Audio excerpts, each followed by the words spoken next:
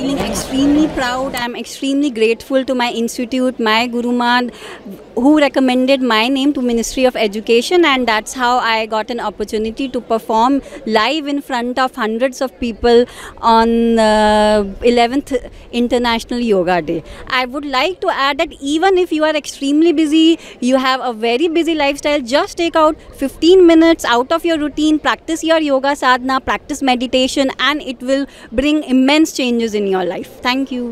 ಈ ವರ್ಷ 11ನೇ ಅಂತಾರಾಷ್ಟ್ರೀಯ ಯೋಗ ದಿನಾಚರಣೆಗೆ ಮೈಸೂರಲ್ಲಿ ಇವತ್ತೇನು ಅರಮನೆ ಮುಂದೆ ನಾವು ಆಚರಣೆಯನ್ನು ಮಾಡಿದ್ವಿ. ಇದು ದಕ್ಷಿಣ ಭಾರತಕ್ಕೆ ಒಂದು ಪ್ರಮುಖವಾದ ವೇದಿಕೆ ಸರ್. ಇದು ಮೊದಲನೇ ತಿಳಿಬೇಕಾದ ಅಂಶ.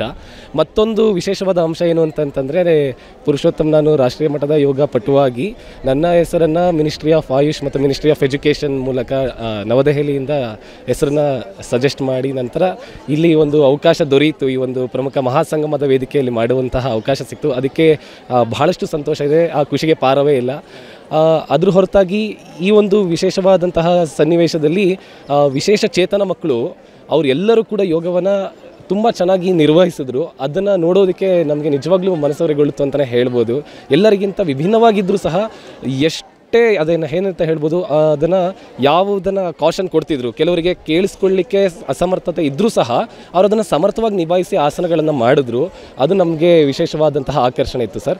ಈ ಒಂದು ಅವಕಾಶ ಕೊಟ್ಟಂತಹ ಆಯುಷ್ ಇಲಾಖೆಗೆ ಮತ್ತು ನಮ್ಮೆಲ್ಲರ ಗುರುವೃಂದಕ್ಕೆ ನಾನು ಇದಕ್ಕೆ ಸರ್ ಮೈಸೂರಿನಲ್ಲಿ ನಾನು ಕಳೆದ 10 ವರ್ಷಗಳಿಂದನೂ ಇದಕ್ಕೆ ಬರ್ತಾ ಇದ್ದೀನಿ. ಆದರೆ ಈ ಒಂದು ಮಹಾಸಂಗಮ ವೇದಿಕೆ ಇದೆಯಲ್ಲ, ದಕ್ಷಿಣ ಭಾರತಕ್ಕೆ ಮೈಸೂರು ಪ್ರಾಂತ್ಯವೇ ಈ ವರ್ಷದ ವಿಶೇಷತೆ ಆಗಿರೋದ್ರಿಂದ ಈ ಸ್ಥಾನದಲ್ಲಿ ಮಾಡೋದು, ಅದು ಮಹಾರಾಜರ ಜೊತೆಗೆ ಮಾಡುವುದು ಮತ್ತು ಪ್ರಮುಖರೊಂದಿಗೆ ಮಾಡುವುದಕ್ಕೆ ಇವತ್ತಿಗೆ ನನಗೆ ಬಹಳ ಖುಷಿ ಇದೆ ಸರ್. ಪುರುಷೋತ್ತಮ್ ಅಂತ, ಮೈಸೂರು.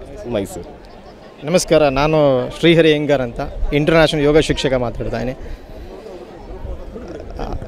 ಇವತ್ತಿನ ಕಾರ್ಯಕ್ರಮ ಅಂತಾರಾಷ್ಟ್ರೀಯ ಯೋಗ ದಿನಾಚರಣೆ ಅಂಗವಾಗಿ ಭಾಳ ಜನ ತುಂಬ ಆಸಕ್ತಿಯಿಂದ ಬಂದಿದ್ದಾರೆ. ಹಾಗೆ ಯೋಗಾಭ್ಯಾಸನ ಮಾಡಿದ್ದಾರೆ.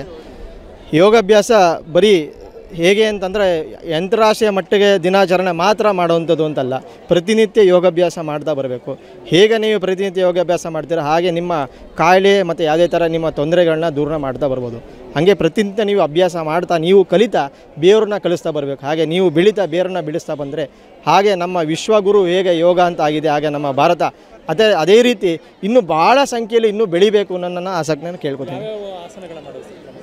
ಪ್ರಮುಖವಾಗಿ ಉಷ್ಟ್ರಾಸನಗಳನ್ನು ಮಾಡಿದ್ರು, ತಾಡಾಸನಗಳನ್ನು ಮಾಡಿದ್ದಾರೆ. ಹಾಗೆ ಪ್ರಮುಖವಾಗುವಂಥದ್ದು ಶವಾಸನಗಳನ್ನು ಮಾಡಿದ್ದಾರೆ ಮತ್ತು ಧ್ಯಾನಗಳನ್ನು ಮಾಡಿದ್ದಾರೆ. ಈ ಪ್ರಮುಖ ಆಸನಗಳನ್ನು ಇಲ್ಲಿ ಅಭ್ಯಾಸ ಮಾಡಿದ್ದಾರೆ.